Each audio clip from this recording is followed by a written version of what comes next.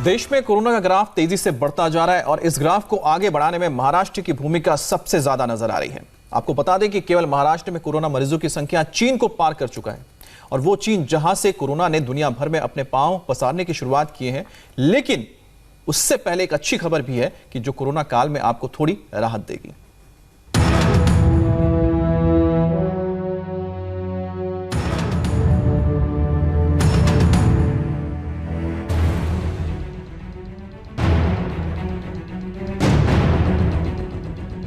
देश भर में कोरोना का मीटर हाई है।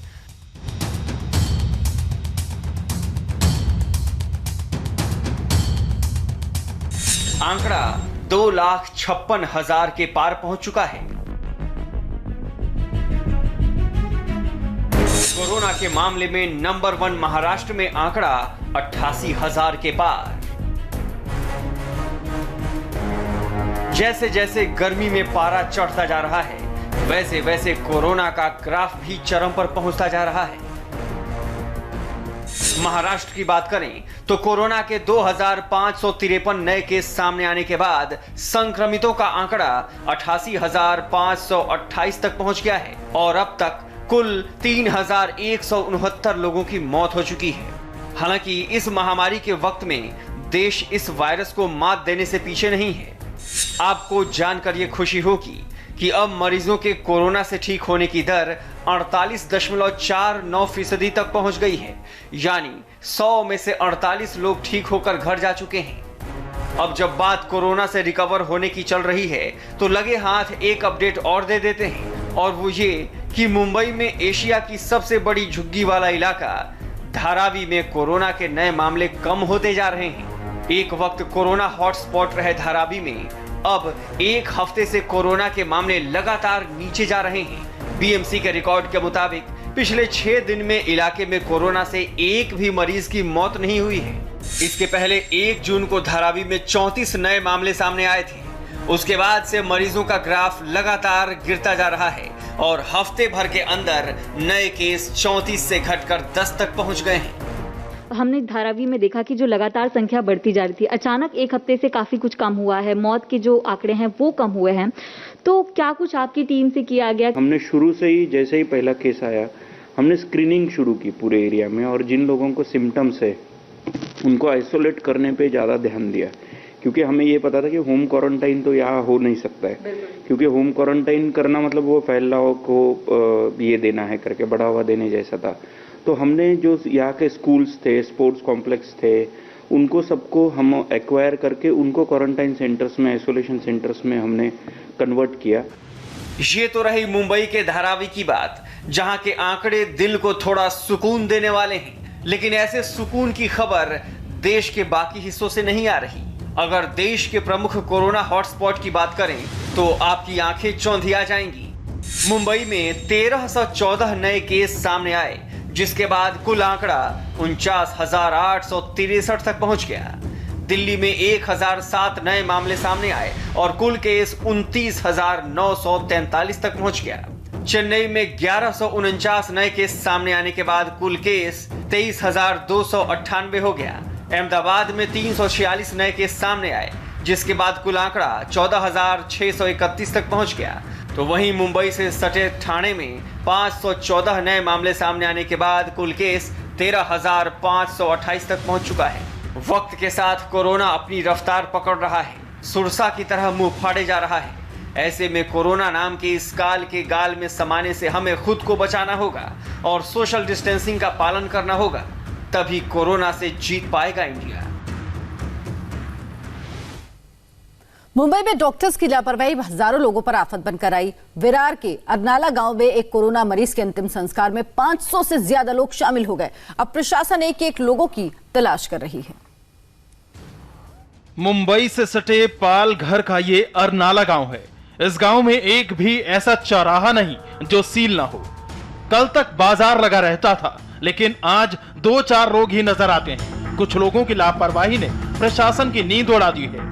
3 जून को 55 साल की पूर्व सरपंच की मौत हो गई थी। अस्पताल की ओर से मौत के बाद कोरोना टेस्ट हुआ। रिपोर्ट आने से पहले शव परिवार को सौंप दिया गया, लेकिन पूर्व सरपंच के अंतिम संस्कार में 500 लोग जुट गए। 5 जून को पता चला कि पूर्व सरपंच कोरोना पॉजिटिव थी। इस समय उसी अरनाला गांव के पास खड़े हैं, जहां पर आप देख सकते हैं फेंसिंग कर दी गई है, रास्ते को पूरी तरीके से बंद कर दिया गया है। इस गांव से आने जाने वाले सभी रास्तों पे इसी तरीके का नज़ारा है। रास्ते को पूरी तरीके से ब्लॉक कर दिया गया है। बताया जा रहा है कि करीबन 15 रास्ते इस गांव से अंदर बाहर आने जाने का है, उन सभी पर इसी तरीके से रास्ते बंद कर दिए गए हैं। अब इस गांव की हालत यह है कि कई बार पूरे गांव को सैनिटाइज किया जा चुका है। गांव में करीब 25,000 लोग रहते हैं और सुबह शाम बताया जा रहा है कि अगर किसी को सर्दी बुखार है तो प्रशासन को जानकारी दें। पूर्व सरपंच के अंतिम संस्कार में उनके घर जाने वाले और शव यात्रा में शामिल होने वाले 61 लोगों की अब तक पहचान हुई है।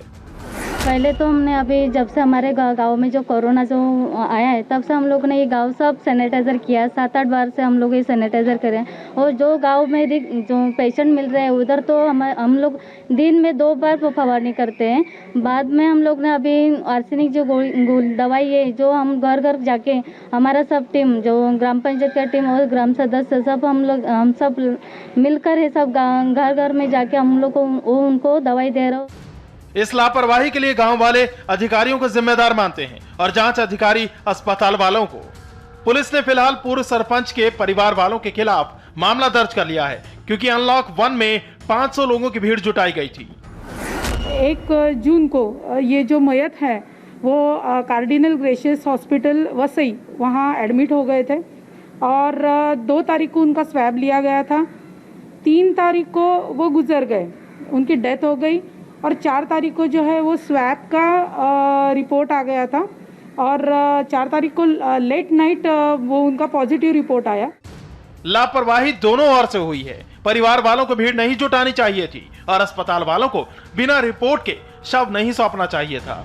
महाराष्ट्र में हालत बहुत खराब है लेकिन इसके बावजूद कायदे कानून को रोज रौंदा जा रहा है। पुलिस प्रशासन लोगों के सामने हाथ जोड़ रहे हैं और ग्राफ आसमान छू रहा है। मुंबई में कोरोना का प्रकोप चरम पर है और इसी के साथ अस्पतालों की लूट की खबर में भी इजाफा हुआ। मुंबई के कई प्राइवेट अस्पतालों पर कोरोना के नाम पर अंधेरगर्दी करने और पैसा लूटने का आरोप लगा। आरोपों के दायरे में सरकारी अस्पताल भी हैं।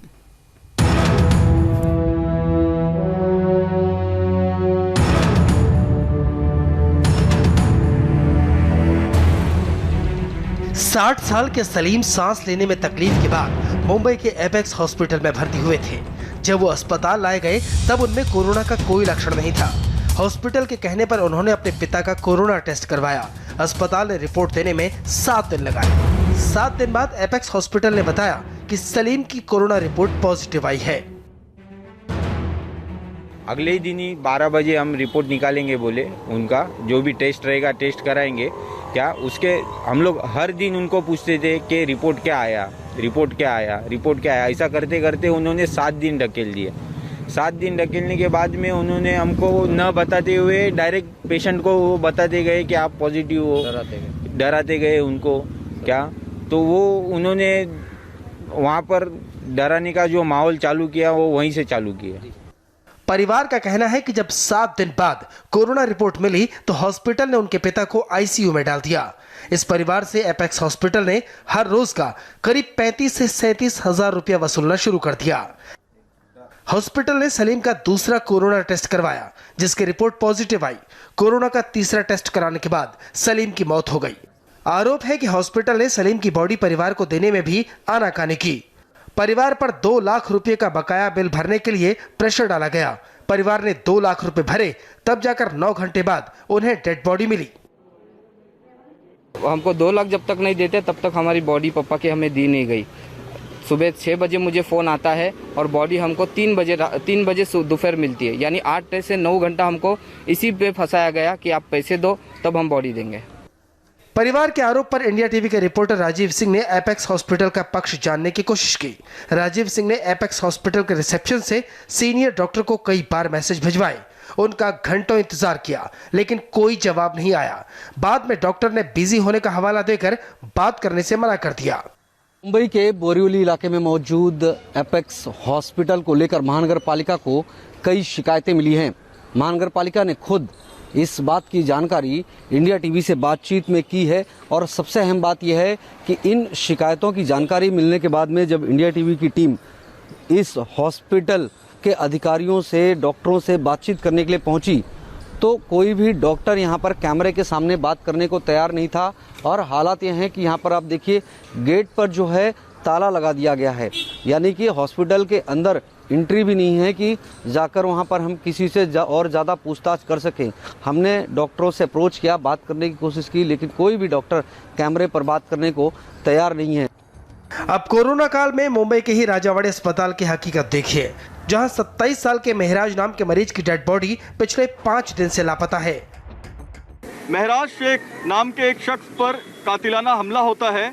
महराज को घायल अवस्था में राजावाड़ी अस्पताल लाया जाता है और राजावाड़ी अस्पताल में लाए जाने के बाद महराज की मौत हो जाती है। लेकिन तब से लेकर अब तक उनके परिवार वाले महराज की डेड बॉडी के लिए भटक रहे हैं, बार बार अस्पताल आ रहे हैं, बार बार इनको कहा जा रहा है कि महराज की बॉडी हम ढूंढ रहे हैं।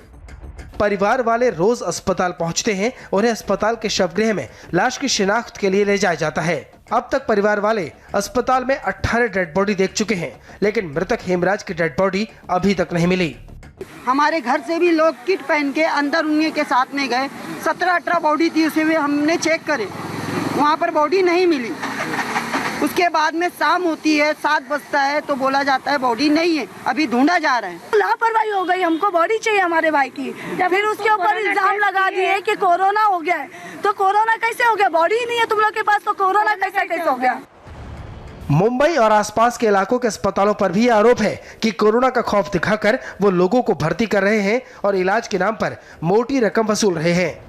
ठाणे के ऐसे ही 2 अस्पताल, सफायर हॉस्पिटल और ठाणे हेल्थ केयर हॉस्पिटल यानी THC पर ठाणे म्युनिसिपल कॉर्पोरेशन ने 16 लाख का जुर्माना लगाया है। इस वक्त हमें मुंबई से सटे ठाणे शहर के THC अस्पताल के बाहर इस अस्पताल पर आरोप लगा है कि इन्होंने भय दिखाकर नियमों के खिलाफ जाकर एसिम्टमिक कोरोना संक्रमित मरीजों को अपने अस्पताल में एडमिट किया। तमाम अस्पतालों के जितने भी ICU बेड्स है, वेंटिलेटर्स है, उन्हें जिनकी हालत काफ़ी गंभीर है या फिर जो इमरजेंसी केस है उनके लिए आरक्षित करने का नियम बनाया गया है। इस तरह की गाइडलाइंस होने के बावजूद भी निजी अस्पताल पैसे कमाने की लालच में कोरोना संक्रमित मरीजों को भय दिखाकर उन्हें अस्पताल में एडमिट करते हैं। सफायर हॉस्पिटल में 3 और ठाणे हेल्थ केयर हॉस्पिटल में 13 ऐसे मरीजों को भर्ती किया गया था जिनमें कोरोना के कोई लक्षण नहीं थे। उन पर आरोप लगे। अपने ऊपर लगे आरोप पर ठाणे हेल्थ केयर हॉस्पिटल के डायरेक्टर का क्या कहना है वो भी सुन लीजिए। कुल बेबुनियाद बेवजह इल्ज़ाम है। 20 साल से हमें अस्पताल चला रहे हैं, हमें कभी भी कतई ये डर नहीं रहा कि हमारे बेड्स खाली रहेंगे। अगर आज भी 3 पेशेंट्स को डिस्चार्ज करते हैं तो 6 पेशेंट्स वैसे ही वेटिंग लिस्ट में हैं, तो हमें किसी को डरा के अस्पताल में रखने की पैसों के लिए वो भी बिल्कुल ज़रूरत नहीं है। मुंबई में कोरोना का संकट गहराता जा रहा है। दिन ब दिन मरीजों की तादाद बढ़ रही है। अस्पतालों की जरूरत है, बेड की जरूरत है। ऐसे में कोई अस्पताल पैसा कमाने के लिए फर्जीवाड़ा करे तो उस पर कार्रवाई की जानी चाहिए। राजीव सिंह और दिनेश मौर्य के साथ जयप्रकाश सिंह, इंडिया टीवी, मुंबई। अब सरकार ने लॉकडाउन को खत्म कर दिया है। धीरे धीरे बाजार, मॉल्स खोले जा रहे हैं, लेकिन सोशल डिस्टेंसिंग जरूरी है। नागपुर में एक शख्स ने लॉकडाउन को खत्म होने के दौरान अपने दोस्तों को पार्टी भी दे दी और 70 लोगों के अंदर ये वायरस डाल दिया। अब उसके चक्कर में 700 लोगों को क्वारंटीन करना पड़ा है। नागपुर का नाइक अस्पताल का इलाका पूरी तरह से सील है। चप्पे चप्पे पर पुलिस का पहरा है। घर से बाहर निकलने की इजाजत नहीं है। एक शख्स की एक गलती ने पूरे नागपुर को परेशान कर दिया। नागपुर के सबसे खतरनाक हॉटस्पॉट इलाके मोमिनपुरा से सामान खरीदने गए और उसके बाद पूरे शहर में दहशत फैल गई। एक लड़के ने 70 लोगों को कोरोना का वायरस बांट दिया। 700 लोगों को क्वारंटीन करना पड़ा। कितने और लोग इसमें से पॉजिटिव निकलेंगे कोई नहीं कह सकता। कि जो जनरल इन्फॉर्मेशन है कि उन्होंने कुछ पार्टी की थी ऐसी, तो उसकी वजह से वो मोमिनपुरा से कनेक्टेड आ रहा है। वहाँ से कुछ मीट वगैरह लेके आए थे, पार्टी हुई थी। बाद में ये लोग घूमने जाते थे अपना वहाँ के गार्डन में, तो वो उन्होंने हिस्ट्री दी कि हम लोग गार्डन में घूमने जाते थे। प्रशासन बार बार अपील कर रहा है कि उस इलाके से दूर रहें जहां कोरोना संक्रमित है। कंटेनमेंट जोन के नियमों को न तोड़े, लेकिन इसके बावजूद नागपुर के एक शख्स ने लॉकडाउन के खत्म होने के जोश में दोस्तों को पार्टी दे दी। पार्टी के लिए खाने पीने का सामान खरीदने ये शख्स उस इलाके में गया जहां कोरोना के बहुत से पॉजिटिव केस थे। पार्टी तो हो गई, लेकिन बाद में इस व्यक्ति की तबीयत खराब हो गई। जांच की गई तो वो कोरोना पॉजिटिव निकला। इसके बाद ट्रेसिंग शुरू हुई। इस शख्स के परिवार के 16 लोग कोरोना पॉजिटिव पाए गए। यही नहीं, जो दोस्त पार्टी में आए उनमें से एक दोस्त के परिवार के 6 जबकि दूसरे दोस्त के 13 फैमिली मेंबर कोरोना पॉजिटिव पाए गए। ऐसे ही चेन जुड़ती गई और कुल मिलाकर 70 लोग कोरोना के मरीज हो गए। 700 लोगों को क्वारंटीन किया गया है। अभी कईयों की रिपोर्ट आनी बाकी है। मिले हैं लेकिन क्रिटिकल कोई ऐसा नहीं है, वो एक अच्छी बात है। और स्लोली वो एरिया अभी हम लोग पूरा ही सर्वे कर रहे हैं उसका, और अभी आज एक्सटेंशन भी बढ़ा दिया मैंने वो एरिया का। तो एक्सटेंशन बढ़ने की वजह से हम और ज्यादा लोगों को टेस्ट कर पाएंगे। सोचिए, जिस नागपुर में 700 से ज्यादा कोरोना के केस मिल चुके हैं, जिस महाराष्ट्र में कोरोना मरीजों की संख्या 88,000 के पार हो चुकी है, उसी महाराष्ट्र के नागपुर शहर में एक शख्स को पार्टी करने की तलब लगी और उसकी वजह से 70 लोग कोरोना पॉजिटिव हो गए। और अब एक नजर आज सुबह की हेडलाइंस पर। हेडलाइंस प्रेजेंटेड बाय पतंजलि गाय का देशी घी। पतंजलि गाय का देशी घी खाएं, मिलावट के जहर से अपने मासूम बच्चों व परिवार को बचाएं।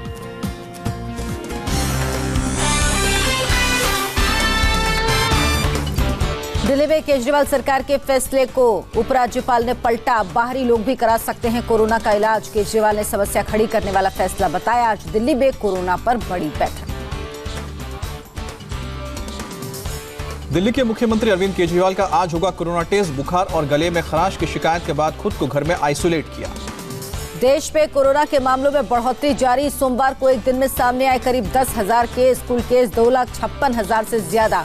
अब तक 7,135 मौत। महाराष्ट्र और दिल्ली में हालात चिंताजनक। महाराष्ट्र में फिर एक दिन में 2,553 नए केस। दिल्ली में भी 24 घंटे में 1,000 से ज्यादा मामले। जम्मू कश्मीर के अनंतनाग में आतंकियों ने कश्मीरी पंडित सरपंच की गोली मारकर हत्या की। लश्कर से जुड़े संगठन ने हत्या की जिम्मेदारी ली। राहुल गांधी ने ट्वीट किया, हिंसा की जीत नहीं हो सकती। कोरोना संकट के बीच बिहार के बाद आज पश्चिम बंगाल में बीजेपी की वर्चुअल रैली। गृह मंत्री अमित शाह वीडियो कॉन्फ्रेंसिंग के जरिए लोगों को संबोधित करेंगे। शाह 9 साल की ममता सरकार के खिलाफ 9 पॉइंट वाली चार्जशीट से हल्ला बोलेंगे। वाराणसी में आज से होंगे काशी विश्वनाथ के दर्शन। सोमवार को 75 दिन बाद ज्यादातर धार्मिक स्थल खुलेंगे। सोशल डिस्टेंसिंग का किया जा रहा पालन। और अभी रुकेंगे एक ब्रेक के लिए। ब्रेक के बाद देखिए कब होगा केजरीवाल का कोरोना टेस्ट, लेकिन उससे पहले ओ माय गॉड।